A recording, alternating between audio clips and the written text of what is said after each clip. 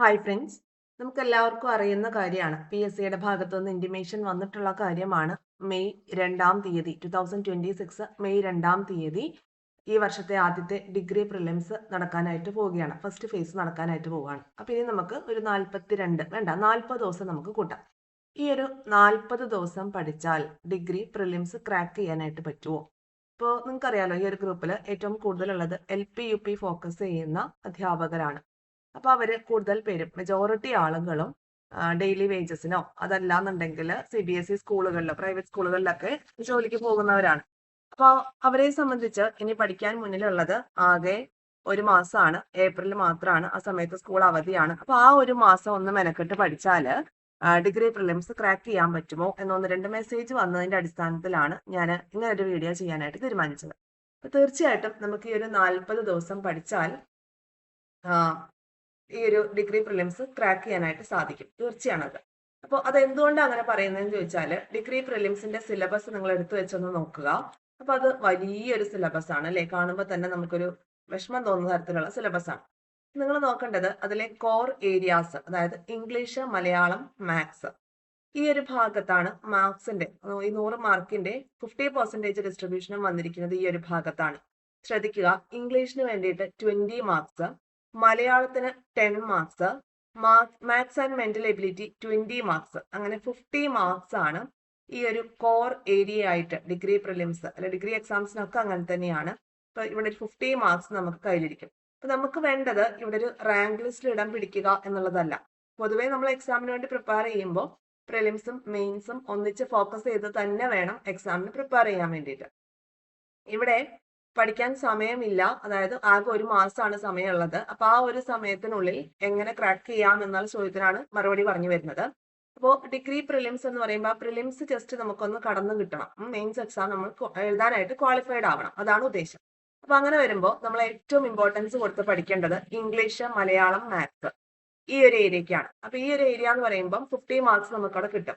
ശരിക്കും ഡിഗ്രി പ്രിലിംസിന്റെ ഒക്കെ ഒരു കട്ട് ഓഫ് 50ൽ താഴെ ആയിട്ടാണ് എപ്പോഴും നിൽക്കാറുള്ളത്. ഓക്കെ, അപ്പൊ ഈ ഒരു ഭാഗം നന്നായിട്ട് പഠിച്ചാൽ നമുക്ക് ഈ ഒരു ഭാഗത്ത് നിന്ന് ഒരു 40 മാർക്ക് സ്കോർ ചെയ്യാൻ പറ്റും എന്ന് വിചാരിക്കാം. ഓക്കെ, ഒരു 40 വേണ്ട, ഒരു 35 മാർക്ക് നമുക്ക് ഈ ഭാഗത്ത് നിന്ന് സ്കോർ ചെയ്യാൻ പറ്റും എന്ന് വിചാരിക്കും. അതിനനുസരിച്ച് നിങ്ങൾ പ്രിപ്പയർ ചെയ്യണം. ഓക്കെ, പിന്നെ ബാക്കി ഭാഗം വരുന്നത് അല്ലെ, ആ ഒരു സിലബസിന്റെ ബാക്കി 50% വരുന്ന മാർക്സ് ഡിസ്ട്രിബ്യൂഷൻ വരുന്ന ഒരുപാട് ടോപ്പിക്കുകളുണ്ട്. ഈ ഒരുപാട് ടോപ്പിക്കുകൾ നമുക്ക് ഈ ഒരു മാസം കൊണ്ട് പഠിച്ചു തീർക്കാനായിട്ട് പറ്റില്ല.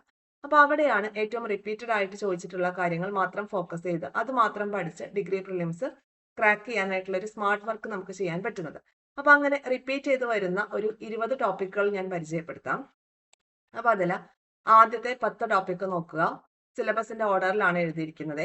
ഈ 3 വിപ്ലവങ്ങൾ വേൾഡ് ഹിസ്റ്ററിയുമായി റിലേറ്റഡ് ആയിട്ട് ഇംഗ്ലണ്ടിലെ മഹത്തായ വിപ്ലവം, അമേരിക്കൻ സ്വാതന്ത്ര്യ സമരം, ഫ്രഞ്ച് വിപ്ലവം, ഇതൊക്കെ റിപ്പീറ്റഡ് ആയിട്ട് ചോദ്യങ്ങൾ ചോദിക്കുന്ന ഏരിയാസ് ആണ്. അപ്പൊ ഈ 3 ടോപ്പിക്കുകൾ SCERT ഓറിയന്റഡ് ആയിട്ടും പിന്നെ കഴിയുമെങ്കിൽ NCERT കൂടി ഫോക്കസ് ചെയ്ത് പഠിച്ചാൽ നന്നായിരിക്കും. ഇപ്പൊ ഫ്രഞ്ച് വിപ്ലവം ഒക്കെയായി ബന്ധപ്പെട്ട് ന്യൂ SCERTയിൽ അങ്ങനെ ഒരു ചാപ്റ്റർ ഉണ്ട് 10th സ്റ്റാൻഡേർഡിൽ. അപ്പൊ അതൊക്കെ പഠിക്കുക. പിന്നെ കേരളത്തിലെ ദേശീയ പ്രസ്ഥാനവുമായി ബന്ധപ്പെട്ട് നമ്മൾ LP UP സിലബസ് ഓറിയന്റഡ് ആയി പഠിക്കുന്നതാണ്. ഓക്കെ, അപ്പൊ അതുകൊണ്ടാണ് ഞാൻ ആ ഒരു ടോപ്പിക് കൂടെ കൊടുത്തത്. ഓൾമോസ്റ്റ് നമ്മൾ കവർ ചെയ്തിട്ടുള്ള ഏരിയ ആയതുകൊണ്ട് കേട്ടോ. അപ്പോൾ ഈ ഒരു 3 കാര്യങ്ങൾ, ഇംഗ്ലണ്ടിലെ മഹത്തായ വിപ്ലവം, അമേരിക്കൻ സ്വാതന്ത്ര്യ സമരം, ഫ്രഞ്ച് വിപ്ലവം, ഇത് 3ഉം റിപ്പീറ്റഡ് ആയിട്ട് ക്വസ്റ്റ്യൻസ് വരുന്ന ഏരിയ ആണ്. നിർബന്ധമായിട്ട് നമ്മൾ ആ ഒരു ഏരിയ പഠിക്കുകയും വേണം. അപ്പൊ 2 അല്ലെങ്കിൽ 3 മാർക്ക് നമുക്ക് ആ ഒരു ഭാഗത്ത് നിന്ന് കിട്ടും. കേരളത്തിലെ ദേശീയ പ്രസ്ഥാനവുമായി ബന്ധപ്പെട്ട് കാലഗണനാ ക്രമത്തിൽ എഴുതുക, അല്ലെ മാച്ച് ചെയ്യാനായിട്ട്, അല്ലെങ്കിൽ സ്റ്റേറ്റ്മെന്റ് വൈസ് ആയിട്ടുള്ള ചോദ്യങ്ങളൊക്കെ. ഇപ്പൊ ഡിഗ്രി പ്രിലിംസ് ആയതുകൊണ്ട് തന്നെ നമുക്ക് അതൊരു സ്റ്റേറ്റ്മെന്റ് വൈസ് ആയിട്ടുള്ള ക്വസ്റ്റ്യൻസ് ആയിരിക്കും കൂടുതൽ വരിക എന്ന പ്രതീക്ഷയോട് കൂടി വേണം നമ്മൾ പഠിക്കാൻ. പ്രതീക്ഷയല്ല, അങ്ങനെ വരും. ഓക്കെ, അപ്പോ കേരളത്തിലെ ദേശീയ പ്രസ്ഥാനം, അത്രയും കാര്യങ്ങൾ. പിന്നെ ജോഗ്രഫിയിലേക്ക് വരുമ്പോൾ ഭൂമിയുടെ ഘടന, അന്തരീക്ഷം, ശിലകള്, മർദ്ദമേഖലകളും കാറ്റും. ഈ ഒരു മർദ്ദമേഖലകളും കാറ്റും ഇല്ലാത്ത ആ ഒരു ഭാഗത്തൊന്നും ക്വസ്റ്റ്യൻ ഇല്ലാത്ത ക്വസ്റ്റ്യൻ പേപ്പർ ഇല്ല.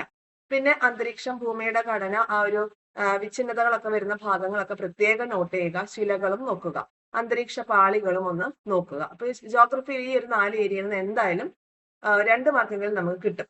ഓക്കെ, അപ്പൊ അത് SCERT ഓറിയന്റഡ് ഒക്കെ ആയിട്ട് പഠിക്കുകയാണെങ്കിൽ നല്ലതാണ്. മർദ്ദമേഖലകളും കാറ്റും നമുക്ക് ഓൾഡ് SCERTയിൽ ഒരു ചാപ്റ്റർ ഉണ്ട് ജോഗ്രഫിയിൽ കേട്ടോ. പിന്നെ വരുന്നത് നീതി ആയോഗ് ആണ്. നീതി ആയോഗ് നമ്മുടെ SCERT ഓറിയന്റഡ് ആയിട്ട് തന്നെ വരുന്നുണ്ട്. ഡിഗ്രി പ്രിലിംസ് ആകുമ്പോൾ നിങ്ങൾക്ക് അറിയാലോ SCERT മാത്രം ഫോക്കസ് ചെയ്താൽ പോരാ. എങ്കിലും പ്രിലിംസ് പാസ്സാവാൻ വേണ്ടിയിട്ട് നീതി ആയോഗ് റിലേറ്റഡ് ആയിട്ടുള്ള കാര്യങ്ങൾ, അതിന്റെ കറണ്ട് അഫെയർ ഫാക്ടുകളൊക്കെ പഠിക്കുക. RBI റിലേറ്റഡ് ആയിട്ടുള്ള കറണ്ട് അഫെയർ ഫാക്ടുകൾ പഠിക്കുക. പിന്നെ എന്താണ് റിപ്പോ നിരക്ക്, അങ്ങനെയുള്ള കാര്യങ്ങൾ, അത് എന്താണ് ആ ഒരു ഭാഗത്ത് നിന്ന് എക്കണോമിക്സുമായി റിലേറ്റ് ചെയ്തിട്ട് ചോദ്യങ്ങൾ വരുന്ന ഏരിയ ആണ്. പിന്നെ അത് പഠിച്ചെടുക്കാൻ കുറച്ച് ബുദ്ധിമുട്ടാണ് എന്നുള്ളത് കൊണ്ടാണ് ആ ഏരിയാസ് ഒന്നും ഞാൻ അതിൽ മെൻഷൻ ചെയ്യാതെ പോകുന്നത്. ഓക്കെ, അപ്പൊ ആ ഒരു ഏരിയയിൽ നിന്നൊക്കെ ചോദ്യങ്ങൾ ഒരുപാട് വന്നിട്ടുള്ളതാണ് കേട്ടോ എക്കണോമിക്സിന്റെ. അപ്പോ ആ ഒരു ഭാഗങ്ങളൊക്കെ തീർച്ചയായിട്ടും പഠിക്കാൻ സമയമുള്ളവർ പഠിക്കുക. എക്കണോമിക്സ് കുറച്ച് ബേസ് ഉള്ളവർക്ക് ആ ഏരിയ പഠിച്ചിട്ടുണ്ടെങ്കിൽ തീർച്ചയായിട്ടും നമുക്ക് മാർക്ക് സ്കോർ ചെയ്യാനായിട്ട് പറ്റുകയും ചെയ്യും. ഓക്കെ, അപ്പോൾ അത്രയും കാര്യങ്ങൾ 10 ടോപ്പിക്കുകൾ ക്ലിയർ ആയല്ലോ. അപ്പൊ ഏതൊക്കെയാണ്? ഇംഗ്ലണ്ടിലെ മഹത്തായ വിപ്ലവം, അമേരിക്കൻ സ്വാതന്ത്ര്യ സമരം, ഫ്രഞ്ച് വിപ്ലവം, പിന്നെ ഭൂമിയുടെ ഘടന, കേരളത്തിലെ ദേശീയ പ്രസ്ഥാനം, അന്തരീക്ഷം, ശിലകൾ, മർദ്ദമേഖലകളും കാറ്റും, നീതി ആയോഗ്, പിന്നെ നാഷണൽ ഇൻകം പറ്റുന്നവരെ പഠിക്കുക. പഠിച്ചെടുക്കാൻ കുറച്ച് ഇക്കണോമിക്സ് ബേസ് ഇല്ലാത്തവർക്ക് കുറച്ച് ബുദ്ധിമുട്ടായിരിക്കും. പക്ഷെ ആ നാഷണൽ ഇൻകത്തിന്റെ ഭാഗത്ത് നിന്ന് ഒരു ചോദ്യം എന്തായാലും ഉറപ്പായിട്ട് വരും കേട്ടോ. അപ്പൊ അത് തീർച്ചയായിട്ടും പഠിക്കണം. റിപ്പീറ്റഡ് ആയിട്ട് കാണുന്ന ഒരു ഏരിയ തന്നെയാണ് ഈ നാഷണൽ ഇൻകത്തിന്റെ ഏരിയ. പിന്നെ നീതി ആയോഗും RBIയും പഠിച്ചേക്കാം. പിന്നെ അടുത്തത് 11th one, Lokpal Lokayukta related ആയിട്ടുള്ള കറണ്ട് അഫയേഴ്സ് തീർച്ചയായിട്ടും പഠിച്ചു പോവുക. പിന്നെ നമുക്ക് പഠിക്കാനായിട്ടുള്ളത് ഗവൺമെന്റിന്റെ ഘടകങ്ങൾ, അതായത് എക്സിക്യൂട്ടീവ്, ജുഡീഷ്യറി, അങ്ങനെയുള്ള ഭാഗങ്ങളുണ്ടല്ലോ. ആ 3 എക്സിക്യൂട്ടീവ്, ജുഡീഷ്യറി, ലെജിസ്ലേച്ചർ, അത് നിർബന്ധമായിട്ടൊന്ന് പഠിക്കുക. പിന്നെ കോൺസ്റ്റിറ്റ്യൂഷനിലേക്ക് വരികയാണെങ്കിൽ കോൺസ്റ്റിറ്റ്യൂഷൻ നിങ്ങൾ മാക്സിമം കവർ ചെയ്യാനായിട്ട് ശ്രമിക്കുക. ആമുഖം, മൗലിക അവകാശം, നിർദ്ദേശക തത്വങ്ങൾ ഇവിടെ ഉണ്ട് കേട്ടോ. ഞാൻ ഫോട്ടോ എടുത്തൊന്ന് എന്തോ ക്രോപ്പായി പോയതാണ്. ഇനി ഭരണഘടനാ ഭേദഗതികൾ, തീർച്ചയായിട്ടും ഈ ഏരിയയിൽ ഭരണഘടനാ ഭേദഗതികളാണ് റിപ്പീറ്റഡ് ആയിട്ട് ചോദിക്കുന്നത്. അപ്പൊ ആ ഒരു ഏരിയ നിങ്ങൾ തീർച്ചയായിട്ടും ഭരണഘടനാ ഭേദഗതികൾ ആദ്യം പഠിക്കുക. ആമുഖം, മൗലിക അവകാശം, നിർദ്ദേശക തത്വം, മൗലിക അവകാശങ്ങളെ റിട്ട് കൂടി ചേർത്ത് വെച്ച് പഠിക്കണം കേട്ടോ. പിന്നെ വരുന്നത് അടിയന്തരാവസ്ഥ, പഞ്ചായത്തി രാജ്, അത് റിലേറ്റഡ് ആയിട്ടുള്ള അമെന്റ്മെന്റ്സും കൂടി ഒന്ന് പഠിച്ചു വെച്ചേക്കണം. പിന്നെ നമുക്ക് കലകളും ഒക്കെ ആയി ബന്ധപ്പെട്ട് അവാർഡുകൾ പഠിക്കണേ. അവാർഡുകൾ, ജ്ഞാനപീഠം, റീസെന്റ് ആയിട്ട് വന്നിട്ടുള്ള ജ്ഞാനപീഠ പുരസ്കാരം ഒക്കെ ഉണ്ടല്ലോ, വയലാർ അവാർഡ്, എഴുത്തച്ഛൻ പുരസ്കാരം, അങ്ങനെയുള്ള എല്ലാ കാര്യങ്ങളും ഒന്ന് നോട്ട് ചെയ്ത് വെച്ചേക്കാം. പിന്നെ വരുന്നത് നൊബേല് 2025, 26, 24 തൊട്ട് അങ്ങ് പഠിക്കാം. 24, 25, 26 കോഡ് ഉപയോഗിച്ച് പഠിക്കാനായിട്ട് ശ്രമിക്കുക. ഓരോ ഏരിയയിലും എന്തിനു വേണ്ടിയിട്ടാണ് ഈ ഒരു പുരസ്കാരം, അത് നൊബേൽ ആരൊക്കെ തമ്മിലാണ് പങ്കിട്ടത്, എന്ത് മേഖലയെ ബേസ് ചെയ്തിട്ടാണ്, എന്ത് കണ്ടുപിടുത്തവുമായി റിലേറ്റ് ചെയ്തിട്ടാണെന്നുള്ളത് കോഡ് ഉപയോഗിച്ച് പഠിക്കുകയാണെങ്കിൽ കുറച്ച് നല്ലതായിരിക്കും. കാരണം പെട്ടെന്ന് നമുക്ക് ക്ലിക്ക് ആവുകയും ചെയ്യും, ആ ഒരു മാർക്ക് നമുക്ക് കയ്യിലിരിക്കുകയും ചെയ്യേ. പിന്നെ IT-ലോട്ട് വരുമ്പോൾ ഹാർഡ്വെയർ, സോഫ്റ്റ്വെയർ, IT ആക്ട്, ഈ കാര്യങ്ങളൊക്കെ ഒന്ന് പഠിച്ചു വെച്ചേക്കാം. സൈബർ ലോസ് കേട്ടോ, സൈബർ ലോസ്, ഈ കാര്യങ്ങളൊക്കെ ഒന്ന് നോട്ട് ചെയ്യുക. കാരണം ഈ ഭാഗത്തുനിന്ന് ഇത് കുറച്ചേ ഉള്ളൂ നമുക്ക് IT പഠിക്കാൻ, പക്ഷെ ആ ഭാഗത്ത് നമുക്ക് മാർക്ക് കിട്ടും.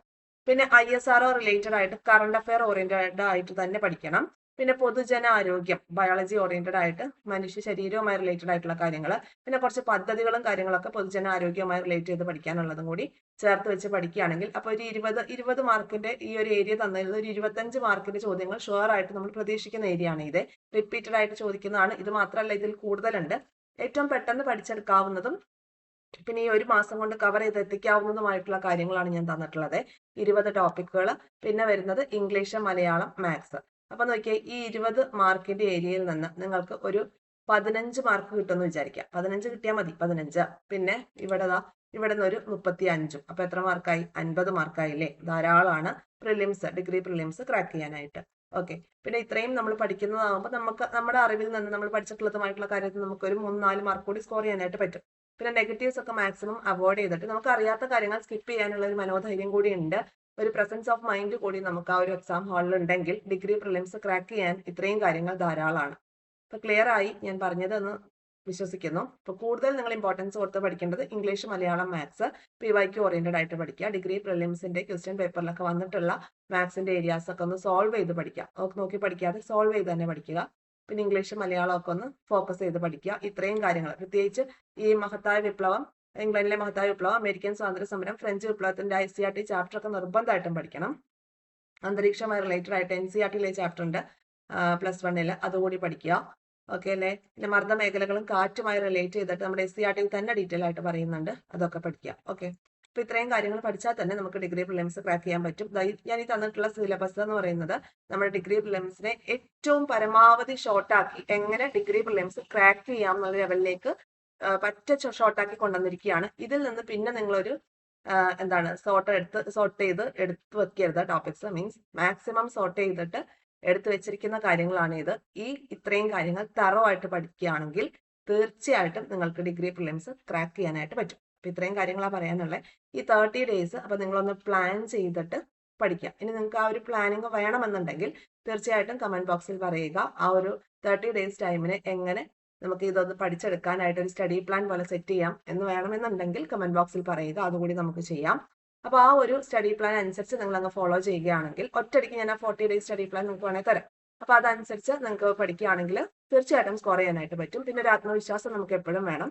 പിന്നെ ഈ 30 ഡേയ്സ് എന്ന് പറയുമ്പോൾ അവിടെ നിങ്ങൾ 30 ഡേയ്സ് തന്നെ ആയിരിക്കണം. ഓക്കെ അല്ലേ? 30 ഡേയ്സ് എന്ന് പറയുന്നത് ടീച്ചേഴ്സിനെ ഉദ്ദേശിച്ച് ആ ഒരു ഏപ്രിൽ മാസത്തിൽ അവർക്ക് കിട്ടുന്ന 30 ഡേയ്സ് ആണ് ഞാൻ ഉദ്ദേശിച്ചത്. ഓക്കെ, നമ്മൾ ഉദ്ദേശിച്ചിരിക്കുന്ന ഈ ഒരു പ്ലാൻ അനുസരിച്ച് 40 ഡേയ്സ് സ്റ്റഡി പ്ലാൻ ആണ്. ടീച്ചേഴ്സ് വർക്ക് ചെയ്യുന്നവർ ഏപ്രിൽ മാസം അവർക്ക് ലീവ് കിട്ടുമ്പോൾ അവരുടെ ആ ഒരു 40 ഡേയ്സ് 30 ഡേയ്സിലേക്ക് ചുരുങ്ങും കേട്ടോ. അതുകൊണ്ടാണ് ഞാൻ വീണ്ടും 30 ഡേയ്സ് എന്ന് പറഞ്ഞത്. ഓക്കെ, അപ്പൊ ആ ഒരു സ്റ്റഡി പ്ലാൻ വേണമെന്നുണ്ടെങ്കിൽ പറയുക. പറഞ്ഞ രീതിയിൽ മാക്സിമം ടൈം ഈ ഒരു മാസത്തിനുള്ളിൽ അല്ലെങ്കിൽ 40 ഡേയ്സിനുള്ളിൽ നിങ്ങൾ യൂട്ടിലൈസ് ചെയ്ത് ഇത്രയും ടോപ്പിക്സ് പഠിച്ചോ, തീർച്ചയായിട്ടും നിങ്ങൾ ആ ഡിഗ്രി പ്രിലിംസിന്റെ ഷോർട്ട് ലിസ്റ്റ് വരുമ്പോൾ അതിൽ ഉണ്ടായിരിക്കും. അപ്പൊ ഇത്രയും കാര്യങ്ങളാണ് പറയാനുള്ളത്. പിന്നെ സ്റ്റഡി പ്ലാൻ വേണമെന്നുണ്ടെങ്കിൽ തീർച്ചയായും കമന്റ് ബോക്സിൽ പറഞ്ഞോളൂ കേട്ടോ. ചാനലൊക്കെ സബ്സ്ക്രൈബ് ചെയ്ത് സപ്പോർട്ട് ചെയ്യുക, ഷെയർ ചെയ്ത് ഫ്രണ്ട് സർക്കിളിലേക്ക് കൂടി എത്തിക്കുക. Thank you all.